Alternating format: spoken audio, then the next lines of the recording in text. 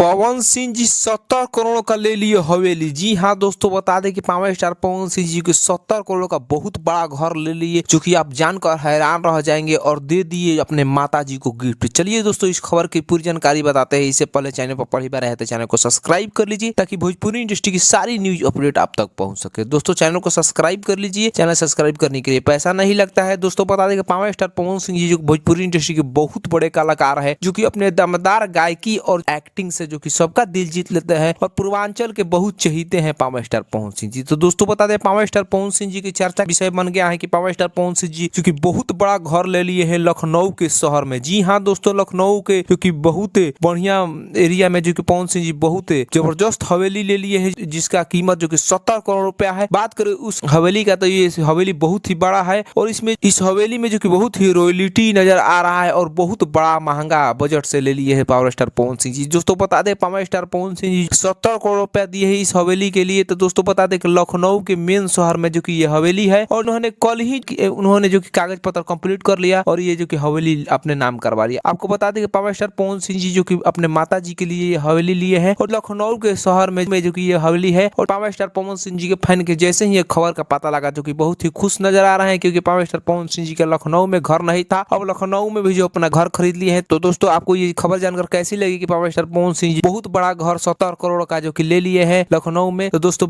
आप comment box में राय दीजिए, वहीं पर वीडियो को ज्यादा से शेयर कर दीजिए, और पहली बार इस चैनल पर आए तो चैनल को सब्सक्राइब कर लीजिए। धन्यवाद।